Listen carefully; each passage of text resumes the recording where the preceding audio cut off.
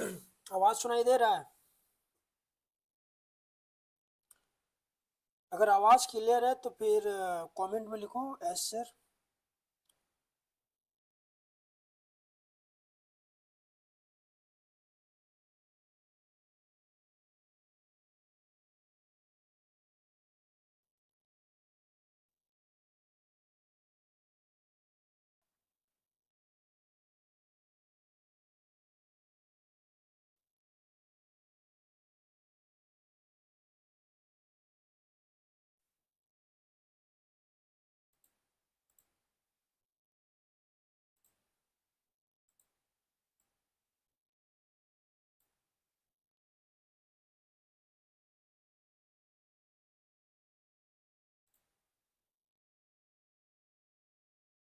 Hello.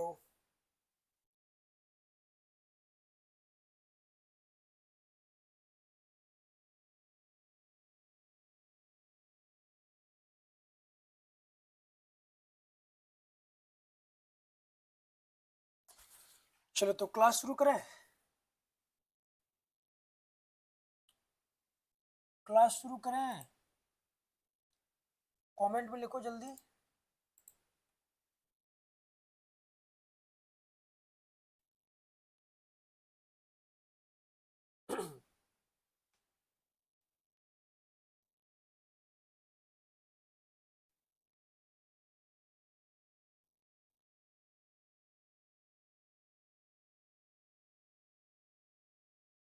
चलो तो video शुरू करते हैं। इस वीडियो में हम लोग जैक बोर्ड में जो भी पूछे जाने वाले क्वेश्चन हो सकते हैं सारा क्वेश्चन इसमें इंक्लूड किया गया है। यहाँ पर छूट गया है, यहाँ पर होगा क्लास 11। ओके ठीक। और इसमें हम लोग भूगोल के बारे में बात करेंगे। यहाँ पर जल्दीबाजी में हम लोग किए इसलिए यहाँ पर सब्जेक्ट इंग्लिश हो गया है, तो ये इस पर ध्यान नहीं दीजिएगा। चैप्टर्स जितने भी चैप्टर्स होंगे, जितने भी वीवीआई क्वेश्चंस हैं भूगोल के, सारे इस वीडियो में हम लोग कवर करेंगे। तो चलिए शुरू करते हैं वीडियो को। पहला क्वेश्चन हमारा, भौगोलिक अध्ययन के क्रमबद्ध उपागम को किस भूगोलवेत्ता ने परिवर्तित किया? अलेक्जेंडर वॉन हम्बोल्ट ने, कार्ल रिटर ने, या फिर आरेटो स्थैनिज ने, या फिर इनमें से कोई नहीं? चलिए जल्दी से जल्दी जवाब दें।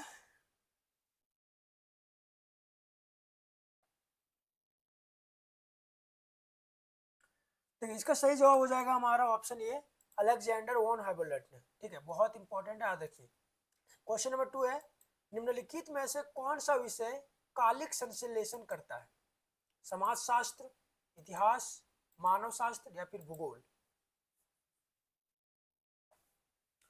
निम्नलिखित में से कौन सा विषय कालिक संश्लेषण करता है?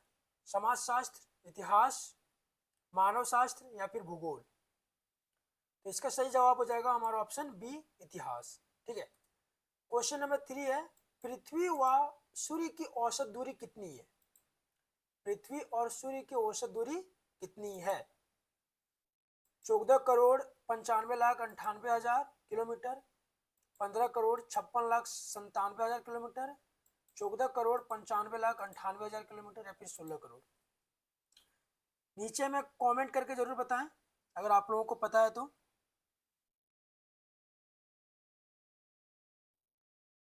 देखिए दो, दूसरा का बी मार है, तीसरा का, थर्ड क्वेश्चन का जवाब दे। पृथ्वी और सूर्य की औसत दूरी कितनी है?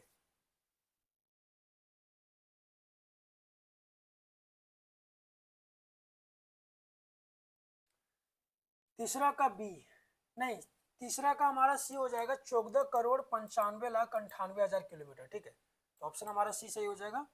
हाँ देखिए, क्वेश्चन नंबर 4 है, निम्न में से कौन सा तत्व वर्तमान वायुमंडल के निर्माण व संशोधन में सहायक नहीं है? ठीक है, वर्तमान वायुमंडल के निर्माण व संशोधन में सहायक नहीं है। सौर पवन, विभेदन, गैस उत्सर्जन, या फिर प्रकाश संश्लेषण? देखिए सौर पवन है, गैस का उत्सर्जन भी है, प्रकाश का संश्लेषण भी है, सिर्फ एक नहीं है, विभेदन। ठीक है, तो ऑप्शन हमारा बी सही हो जाएगा। क्वेश्चन 4 का सही उत्तर हो जाएगा हमारा ऑप्शन बी, विभेदन। ठीक है, चलिए आगे बढ़ते हैं। क्वेश्चन नंबर 5, दक्षिणी अफ्रीका में सोने के खानों की गहराई कितनी है?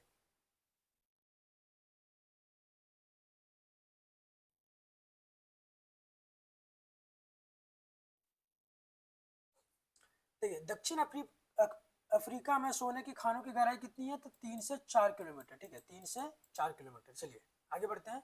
गुरुत्वाकर्षण बलों ध्रुवों पर अधिक और भूमध्य रेखा पर कम क्यों होता है? आप लोग जानते होंगे कि जो गुरुत्वाकर्षण बल जो है वो ध्रुव पर अधिक लगता है और भूमध्य रेखा पर क्या होता है, बहुत ही कम महसूस होता है गुरुत्वाकर्षण बल। तो ये किसके कारण होता है? पृथ्वी के घूर्णन के कारण होता है, पृथ्वी के परिक्रमण के कारण होता है, फिर गर्म हवा के कारण, या फिर बर्फ के कारण। क्वेश्चन नंबर 6 का जल्दी जल्दी जवाब दें। बहुत सारे क्वेश्चंस बचे हैं और बहुत सारे इंपॉर्टेंट क्वेश्चंस को बताना भी है। जल्दी जल्दी जवाब देने का कोशिश करें।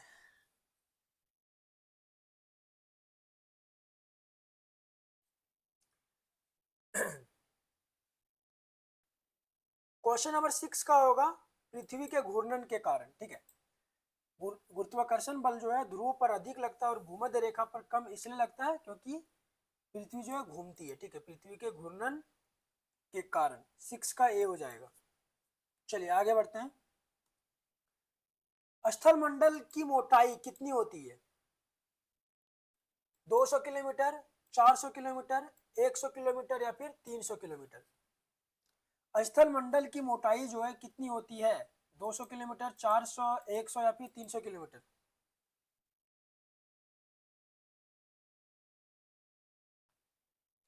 देखिए स्थल मंडल की जो मोटाई है वो है 200 किलोमीटर। ठीक है, ऑप्शन हमारा ये सही हो जाएगा, 200 किलोमीटर। चलिए आगे बढ़ते हैं।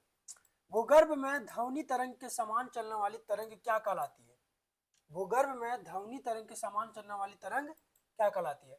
प्राथमिक तरंग, द्वितीयक तरंग, तृतीय तरंग, या फिर चतुर्थक तरंग। भूगर्भ में ध्वनि तरंग के समान चलने वाली तरंग को हम लोग कहते हैं प्राथमिक तरंग। ठीक है, ऑप्शन हमारा ये सही हो जाएगा, प्राथमिक तरंग। चलिए आगे बढ़ते हैं। रिक्टर स्केल से क्या मापा जाता है? पर्वतों की ऊंचाई, भूकंप की तीव्रता, महासागर की गहराई, या फिर क्षति। तो रिक्टर स्केल से हम लोग क्या मापते हैं? भूकंप की तीव्रता। ठीक है, चलिए नेक्स्ट क्वेश्चन की ओर आगे बढ़ते हैं। महाद्वीपीय विस्थापन सिद्धांत किसने दिया? अल्फ्रेड वेगेनर ने, बहुत इंपॉर्टेंट है, अस्टेलियस ने, हैरी हेस ने, या फिर मॉर्गन ने। जल्दी जल्दी जवाब दें। महाद्वीपीय विस्थापन सिद्धांत किसने दिया? तो किसने दिया था? अल्फ्रेड वेगेनर ने। ठीक है, ऑप्शन हमारे ये इस सवाल का सही जवाब हो जाएगा। Question number 11। टीलाइट किस प्रकार की चट्टान है? अवसादी, आग्नेय, कायंत्रित, या फिर कठोर। टीलाइट किस प्रकार की चट्टान है? ऑप्शन हमारा ये हो जाएगा, अवसादी। ठीक है, टीलाइट किस प्रकार का चट्टान है? अवसादी चट्टान है। ऑप्शन हमारा ये सही हो जाएगा। Question number 12। सागरीय स्थल अधस्थल विस्तार का सिद्धांत किसने दिया? हैरी हेस ने, वेगेनर ने, अस्टेलियस ने, या फिर आर्थर होम्स ने।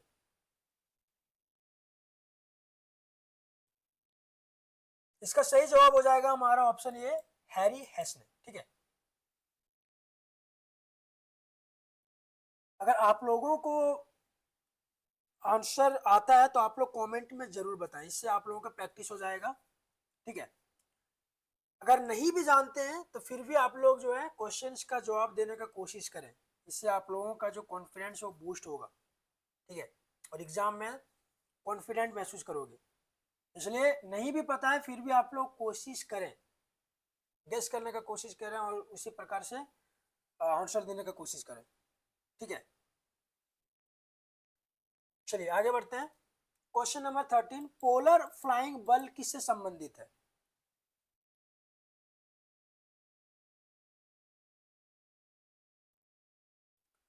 पोलर फ्लाइंग बल किससे संबंधित है? परिक्रमण से, घूर्णन से, गुरुत्व से, या फिर ज्वार से।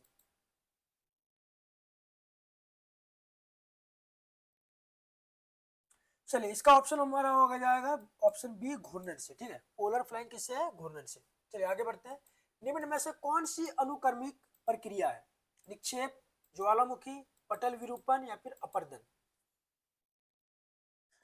अनुक्रमिक प्रक्रिया बताया जा रहा है यहाँ पर।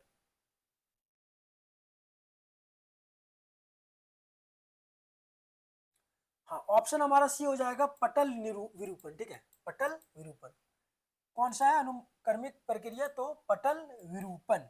चलिए आगे बढ़ते हैं। क्वेश्चन नंबर 15, रासायनिक अपक्षय कहाँ अधिक शक्तिशाली होता है? आर्द्र क्षेत्र पर, शुष्क क्षेत्र पर, चूना पत्थर क्षेत्र पर, या फिर हिमनद क्षेत्र पर? रासायनिक जो अपक्षय है वो कहाँ ज्यादा शक्तिशाली होता है? क्वेश्चन नंबर 15 का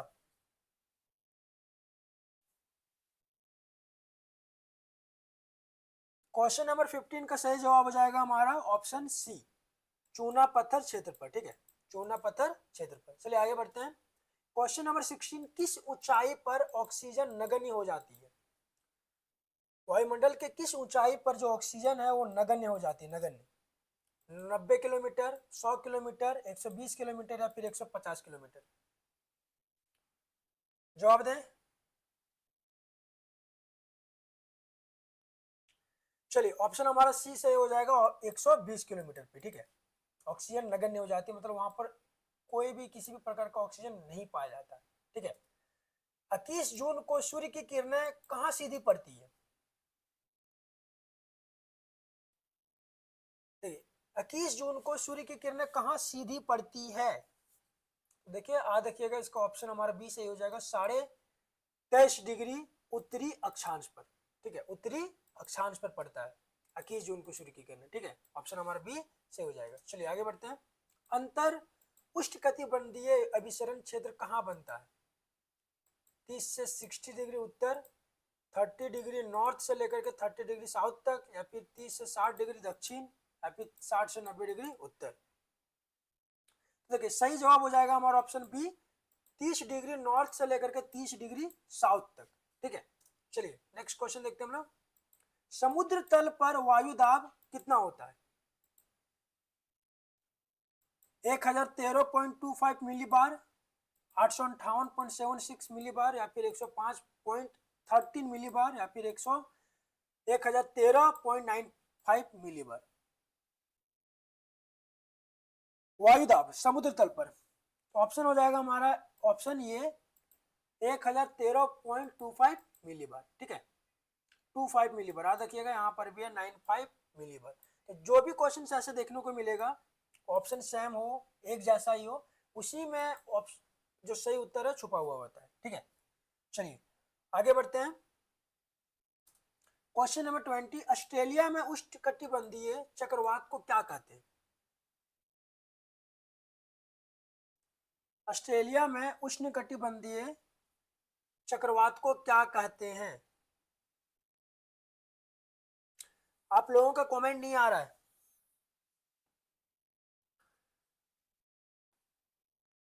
ऑस्ट्रेलिया में उष्णकटिबंधीय चक्रवात को क्या कहते हैं? हरिकेन कहते हैं, टाइफून कहते हैं, विली विली कहते हैं, या फिर तूफान कहते हैं?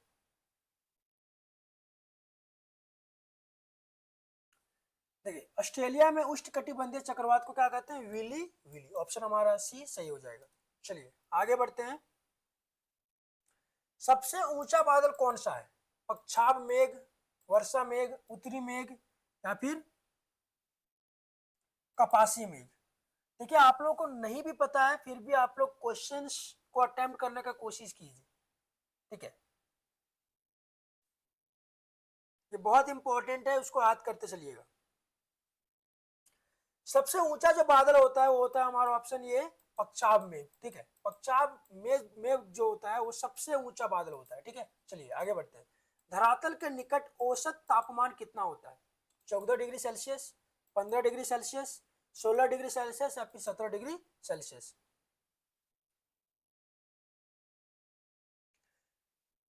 औसत तापमान कितना होता है धरातल पर? इसका सही जवाब हो जाएगा हमारा ऑप्शन सी, 16 डिग्री सेल्सियस। ठीक है, चलिए आगे बढ़ते हैं। कोपेन के जलवायु वर्गीकरण पद्धति कैसी है? अनुप्रयुक्त, व्यवस्थित, जननिक, या फिर अभू अनुभविक?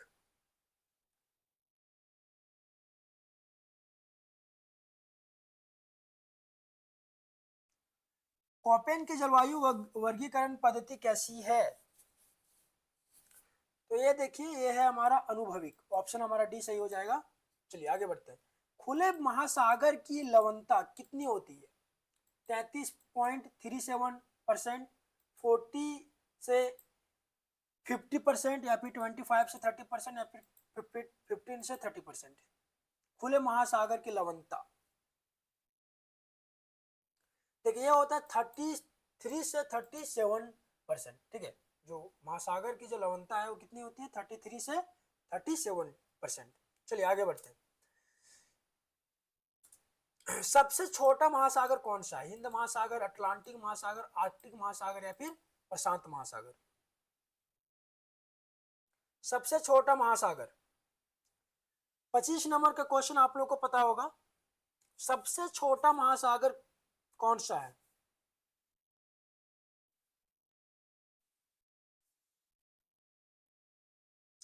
सभी लोग कमेंट कीजिए। 25 का सी, 25 का सी, सुमन का आ रहा 25 का सी। बाकी लोग, ये बहुत ही बेसिक सा सवाल है।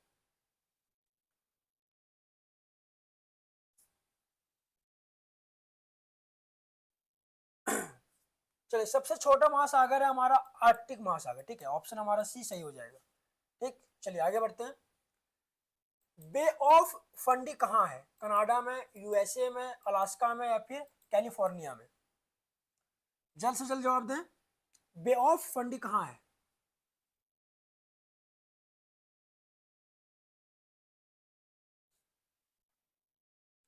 देखिए ऑप्शन हमारा ये सही हो जाएगा, कनाडा में। ठीक है, बे ऑफ फंडी कहाँ पर है? तो कनाडा में। बहुत इंपॉर्टेंट क्वेश्चन है। चलिए आगे बढ़ते हम लोग। अफसोर कब होता है? 3 जनवरी को, 4 जुलाई को, 3 जुलाई को या फिर 4 जनवरी को? अफसोर कब होता है? ये होता है हमारा 4 जुलाई को। ऑप्शन हमारा बी सही हो जाएगा। चलिए आगे बढ़ते हैं। मानव किस प्रजाति से संबंधित है? होमो इरेक्टस, होमो सैम्पियन, मंगोलियन या फिर काकेशियन? देखिए मानव किस प्रजाति से संबंधित है? तो ये हमारा है होमो सैम्पियन, सैपियन। ठीक है, होमो सैपियन। चलिए आगे बढ़ते हैं। भारत की उत्तर दक्षिण दूरी कितनी है? 3014 किलोमीटर, 3214 किलोमीटर, 4214 किलोमीटर या फिर 3200 किलोमीटर? भारत की उत्तर और दक्षिण की दूरी यहाँ पर पूछा जा रहा है। ये कितना है? 3214 किलोमीटर। ठीक है, 3214 किलोमीटर है उत्तर से दक्षिण की दूरी। चलिए आगे बढ़ते हैं। पृथ्वी की आयु लगभग कितनी है? पृथ्वी का जो निर्माण हुआ है वो कितना साल पहले हुआ है? 45 करोड़ वर्ष, 46 करोड़ वर्ष, 47 करोड़ वर्ष या फिर 48 करोड़ वर्ष?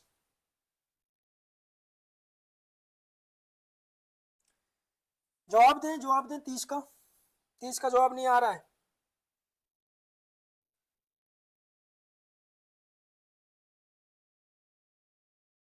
30 का जवाब दें। आप लोग अगर लाइव नहीं है तो आप लोग जो है क्या कर सकते हैं, बढ़ा सकते हैं। ठीक है, बहुत लोगों को लग रहा है कि लाइव वो लोग नहीं है। 26 में ही है। 30 का डी, 48 करोड़ वर्ष। नहीं, पृथ्वी का आयु जो है लगभग कितना है? 46 करोड़ वर्ष। ठीक है, 46 करोड़ वर्ष। चलिए आगे बढ़ते हैं। इंडो गंगा ब्रह्मपुत्र मैदान में जलोढ़ की गहराई है कितना है? 1000 से 2000 मीटर, 2000 से 3000 मीटर, 1500 से 3000 मीटर या फिर 750 से 1500 मीटर? चलिए याद रखिएगा 1000 से 2000 मीटर है। ठीक है, इंडो गंगा ब्रह्मपुत्र के मैदान में जो जलोढ़ की गहराई कितना है? 1000 से 2000 मीटर। चलिए आगे बढ़ते हैं। अंडमान निकोबार को कौन सा जल क्षेत्र कहा जाता है या फिर करता है, अलग करता है? ठीक है, 11 degree channel, 10 degree channel, Mannar की खाड़ी या फिर अंडमान की सागर? कौन अलग करती है? तो आ देखिएगा, अंडमान और निकोबार को कौन सा जल क्षेत्र अलग करता है? तो 11 डिग्री चैनल। ठीक है, 11 डिग्री चैनल। ऑप्शन हमारा ये सही हो जाएगा। क्वेश्चन नंबर 33 है। अलकनंदा और भागीरथी का संगम कहाँ है? विष्णु प्रयाग, रुद्र प्रयाग, कर्ण प्रयाग या फिर देव प्रयाग? अलकनंदा और भागीरथी का संगम कहाँ पर है?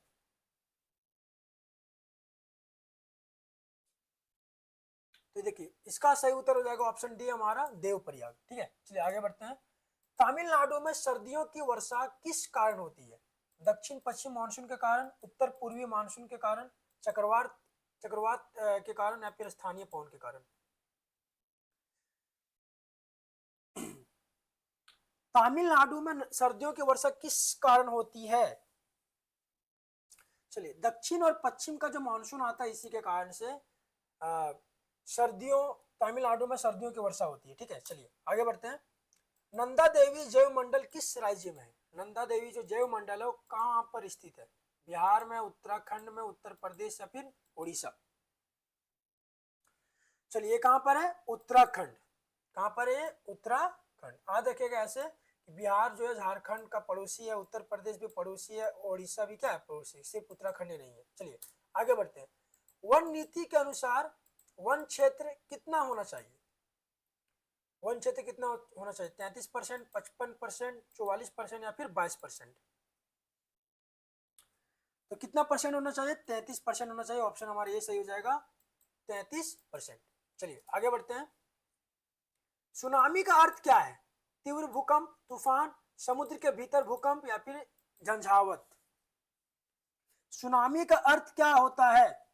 सुनामी का अर्थ होता है समुद्र के भीतर जो भूकंप उठता है, भूकंप आता है, उसी के कारण से सुनामी पैदा होता है, जन्म होता है। ठीक है, तो ऑप्शन हमारा सी सही हो जाएगा। चलिए, माजुली द्वीप किस नदी में है?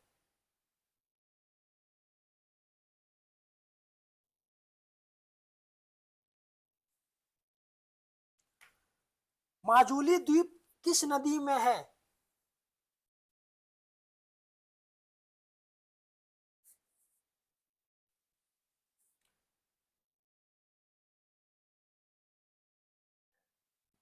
चलिए, माजुली द्वीप जो है वो ब्रह्मपुत्र में है। ठीक है, ब्रह्मपुत्र नदी में है। ऑप्शन हमारा भी सही हो जाएगा। चलिए आगे देखते हैं। आम्ल वर्षा कहाँ होती है?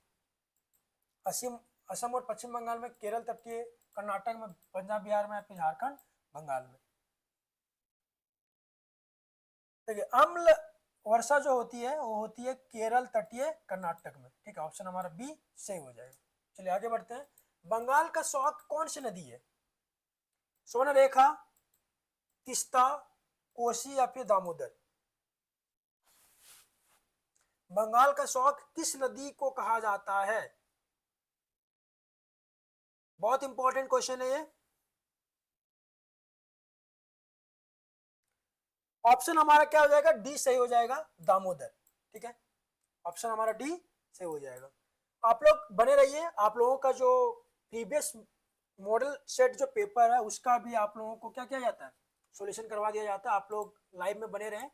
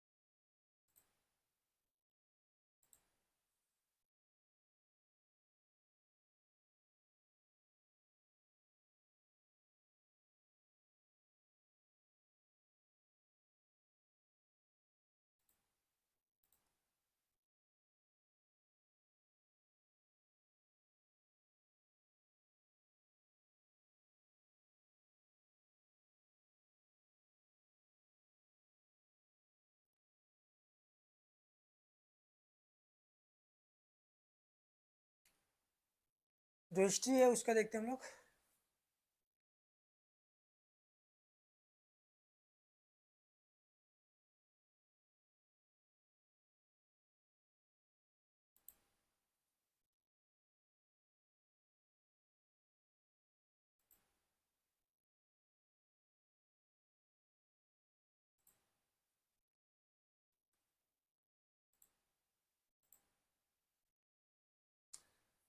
चलिए, हम लोग इसको जो है ना क्या करते हैं, शुरू करते हैं।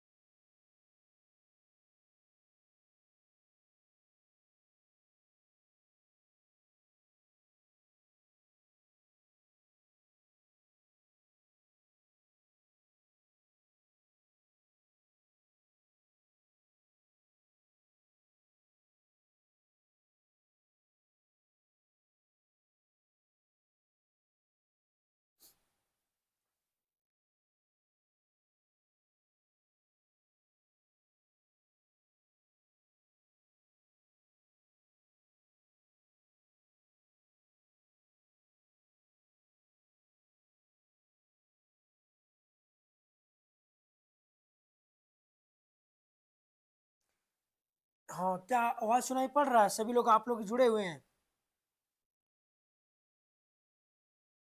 हेलो।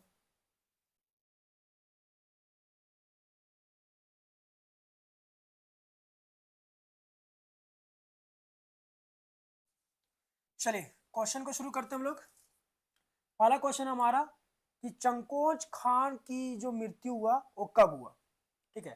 पहला ऑप्शन हमारा 1230, 1240, 1260 या फिर 1227।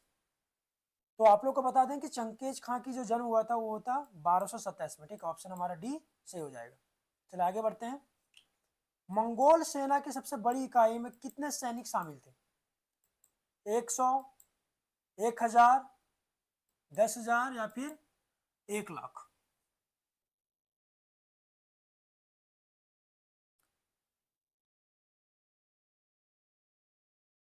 चलिए जल्द से जल्द जवाब देने की कोशिश करें।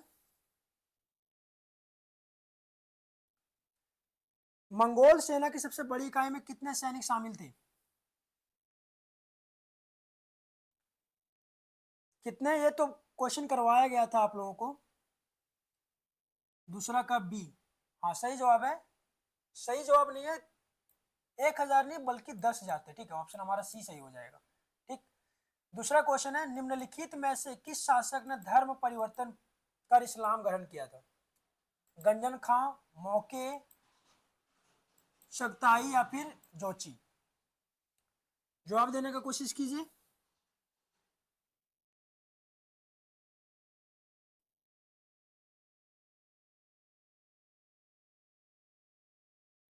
हाँ, तो किसने? गजन खान है। ठीक है, ऑप्शन हमारा ए सही हो जाएगा। चलिए क्वेश्चन नंबर 4 की ओर आगे बढ़ते हैं हम लोग। जर्मनी के फ्रैंक राजनीति ने जर्मनी के फ्रैंक राजनीति ने किस देश का निर्माण किया? इंग्लैंड, स्कॉटलैंड, फ्रांस या फिर स्पेन?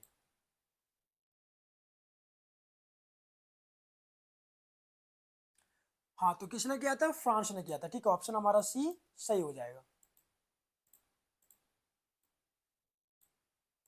क्या हो जाएगा? सी सही हो जाएगा। छापा खाना का आविष्कार किसने किया? छापा खाना का आविष्कार किसने किया? गुटेनबर्ग ने, मैकियावेली ने, कास्टिलियोनी ने या फिर इनमें से कोई नहीं? देखिए, छापा खाना का आविष्कार जो है गुटेनबर्ग ने किया था। गुटेनबर्ग, ऑप्शन हमारा ये सही हो जाएगा। दूरबीन का आविष्कार किसने किया? न्यूटन, गैलीलियो, गुटेनबर्ग या फिर क्रिस्टल? ये बहुत ही बेसिक से सवाल है, आप लोग बचपन में ही ये सब क्वेश्चंस को जानते होंगे। दूरबीन का आविष्कार किसने किया? बहुत कम लोगों का यहाँ पर कमेंट आ रहा है। 4 का सी। 4 का नहीं बाबू, आगे आगे आगे बढ़ो।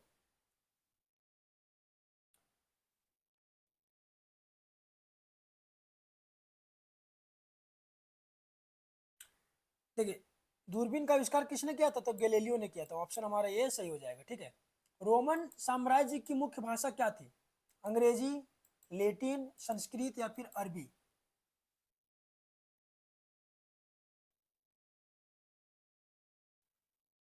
देखिए, रोमन साम्राज्य की क्या थी? देखिए, अंग्रेजी नहीं था, ना ही संस्कृत था, ना ही अरबी था। ठीक है, लेटिन था। ठीक है, ऑप्शन हमारा बी सही हो जाएगा। चलिए क्वेश्चन नंबर 8 है, on the origin of species नाम पुस्तक किसने लिखी?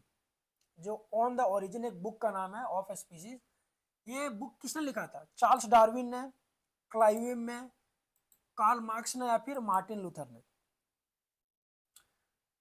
तो किसने लिखा था? चार्ल्स डार्विन ने लिखा था। ठीक है, ऑप्शन हमारा ये सही हो जाएगा। On the origin of the species किसने लिखा था? Charles Darwin. ठीक है। चलिए क्वेश्चन नंबर 9 की ओर आगे बढ़ते हैं। क्वेश्चन नंबर 9 है, मोसोपोटामिया की पहली ज्ञात भाषा क्या थी? अरामाइक, सुमेरियन, अकादी या फिर असीरी? हाँ, तो इसका सही जवाब हो जाएगा 9 का ऑप्शन हमारा बी, सुमेरियन। ठीक है, क्या हो जाएगा? सुमेरियन। सही जवाब हो जाएगा हमारा ऑप्शन बी, सुमेरियन। ठीक है। निम्नलिखित में से प्राचीन सभ्यता कौन सी थी? Under these which is the oldest civilisation? मिस्र था, चीन, सिंधु नदी या फिर मोसोपोटामिया? प्राचीनतम जो सभ्यता जो थी वो कौन थी? तो देखिए मोसापीटामिया, ठीक है, मेसोपोटामिया, ऑप्शन हमारा डी सही हो जाएगा। उर नगर कहाँ था?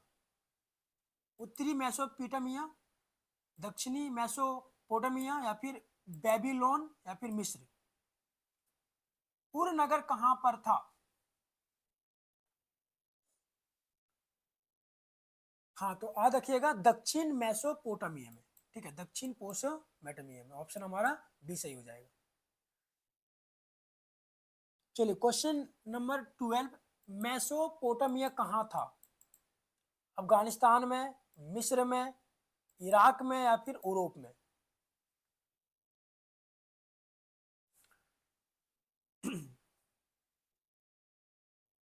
कहां पर था? तो इराक में था, ठीक है। मेसोपोटामिया कहां पर था? इराक में, ऑप्शन हमारा सी सही हो जाएगा। मक्का कहां पर है? इंग्लैंड में, यूरोप में, दक्षिण अफ्रीका में, या फिर अरब प्रायद्वीपीय में? तो मक्का सबको पता है, मक्का मदीना कहां पर है? अरब में, ठीक है, तो ऑप्शन नंबर डी सही हो जाएगा। ऑप्शन नंबर डी सही हो जाएगा, ठीक है। चलिए आगे बढ़ते हम लोग। आज का मानव किस प्रजाति का है? होमो सैम्पियस, होमो इरेक्टस, होमोनिक, या फिर होमो हैबिलिस?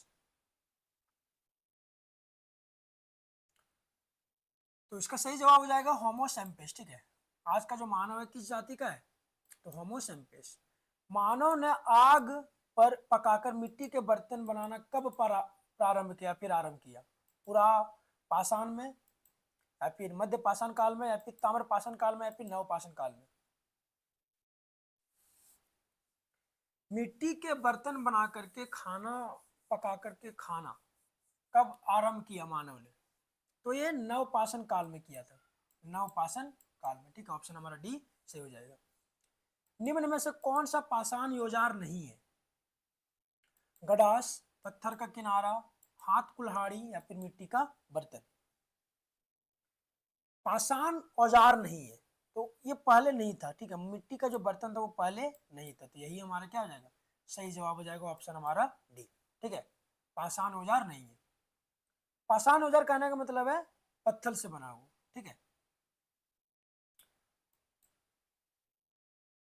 शिल्प प्रकृतियां क्या है? औजार है, मूर्तियां हैं, उत्कीर्ण चित्र है, या फिर चित्रकारियां, या फिर इनमें से सभी?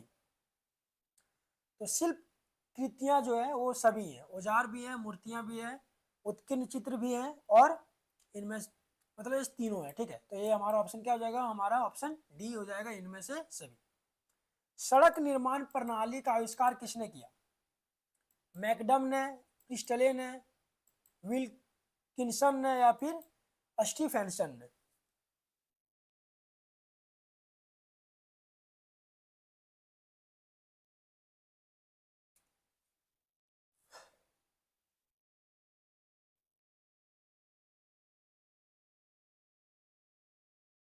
18 का जवाब दीजिए। सड़क निर्माण प्रणाली का आविष्कार किसने किया?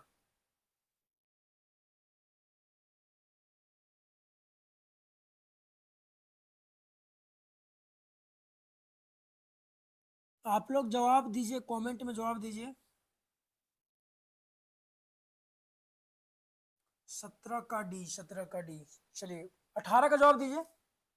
सड़क निर्माण प्रणाली का आविष्कार किसने किया था? तो मैकडम ने किया था। किसने? मैकडम ने, ठीक है। आ देखिए, बेबीलोन नगर का प्रमुख देवता कौन था?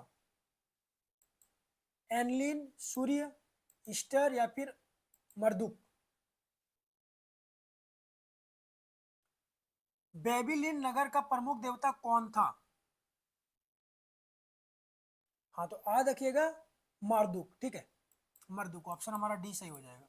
चलिए, मंगोलों का प्रिय पशु कौन था? ऊंट, गधा, कुत्ता, या फिर घोड़ा? मंगोलों का जो प्रिय पशु था वो था घोड़ा, ऑप्शन हमारा डी सही हो जाएगा, ठीक है। मंगोल कौन थी?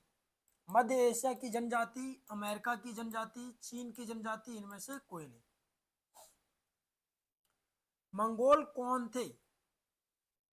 हाँ तो याद रखिएगा मध्य एशिया की जनजाति, ठीक है, ऑप्शन हमारा ए सही हो जाएगा, मध्य एशिया की जनजाति। चलिए, सामंतवाद की छोटी इकाई क्या थी? ड्यूक, राजा, नाइट, या फिर इनमें से कोई नहीं? सामंतवाद की छोटी इकाई क्या थी? तो ऑप्शन हमारा सही हो जाएगा सी, नाइट। ठीक है। टीथ क्या है? Teeth, what was teeth? Teeth church को दिया जाने वाला कर था, टीथ राज्य को दिया जाने वाला कर था, या फिर टीथ मंदिर को दिया जाने वाला कर था, या फिर इनमें से सभी?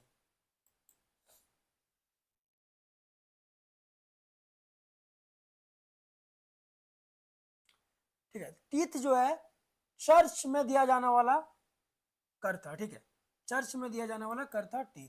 ठीक है, ऑप्शन हमारा ये सही हो जाएगा, ऑप्शन ये, टीथ चर्च को दिया जाने वाला कर था। ठीक है। सामंतवाद का अधिक्रम नहीं था, राजा, नाइट, ड्यूक या फिर किसान? सामंतवाद का,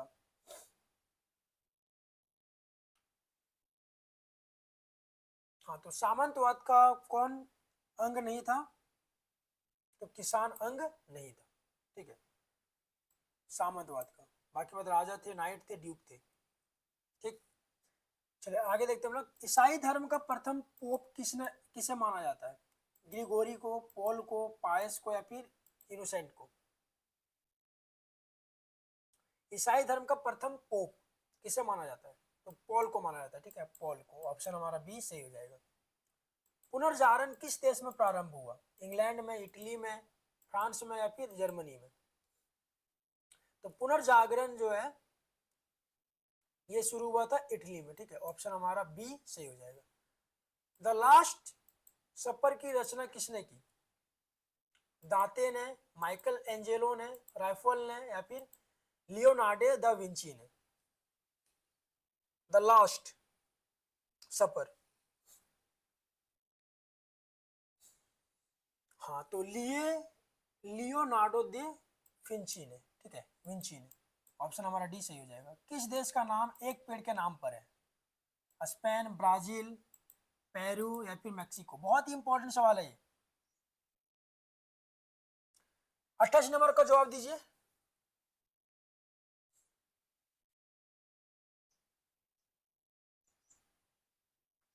तो किसका नाम है? ब्राजील का नाम है। ठीक है, ऑप्शन हमारा सी सही हो जाएगा। समुद्री मार्ग द्वारा समस्त विश्व का चक्कर किसने लगाया? डेकार्नो ने, मार्को पोलो ने, वास्को डी गामा ने या फिर मैग्नल ने?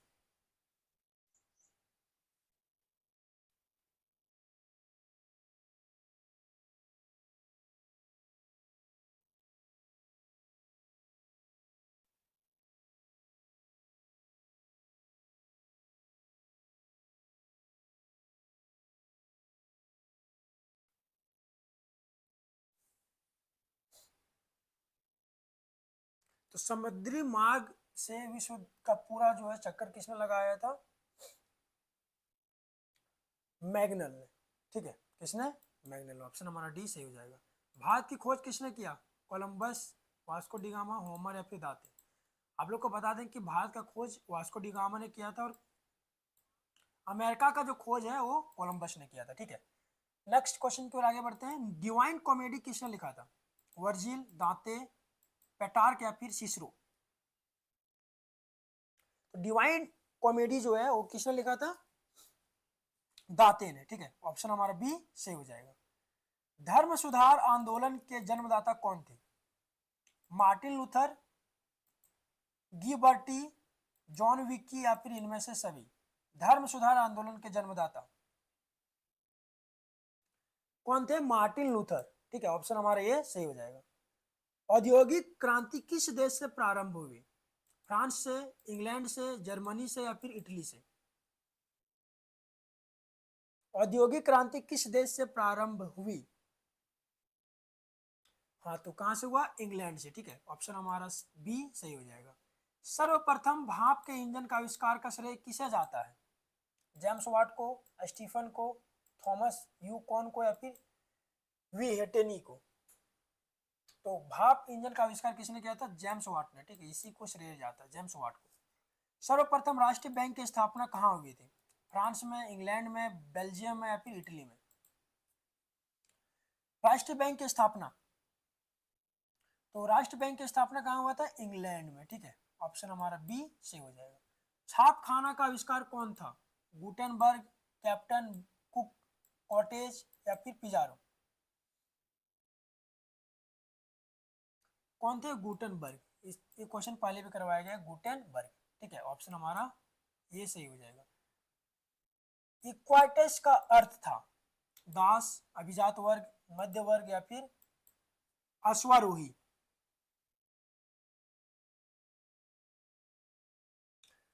ऑप्शन हमारा डी से हो जाएगा, अश्वारोही। ठीक है, हॉर्स राइडर्स। अरब कबीले के बहुजाति के लोग किस साम्राज्य की स्थापना किया? असीरियन समाज, बेबीलोन साम्राज्य, मंगोल साम्राज्य या फिर अरब साम्राज्य? किस साम्राज्य की स्थापना किया? तो अरब साम्राज्य की स्थापना किया। ठीक है, ऑप्शन हमारा डी सही हो जाएगा। मोहम्मद साहब ने बल दिया एकेश्वरवाद पर, मूर्ति पूजा पर, बहुदेववाद पर या फिर इनमें से कोई नहीं? हाँ, तो मोहम्मद साहब ने किस पर बल दिया था? तो एक ईश्वर पद पर। ठीक है, मोनोथिज्म पर, मतलब विश्वास रखना है तो एक ही भगवान पे रखो। ठीक है, पैगंबर मोहम्मद साहब का जन्म कब हुआ? 1612 ईस्वी, 1622, 557 या फिर 570? तो पैगंबर मोहम्मद का जो जन्म हुआ वो कब हुआ? 570 ईसा पूर्व। ठीक है, ये रहा 40 मोस्ट इंपॉर्टेंट एमसीक्यूज हिस्ट्री का। ये सब बहुत इंपॉर्टेंट है, आप लोगों को इसका पीडीएफ दे दिया जाएगा, और आप लोग अगर चाहें तो और भी ज़्यादा जो है मॉडल सेट का तैयारी कर सकते हैं। ठीक है, अगर कहीं भी किसी भी प्रकार का दिक्कत होता है तो आप लोग व्हाट्सएप पे मैसेज कर सकते हैं, आप लोगों को उसका उत्तर बताया जाएगा। ठीक है।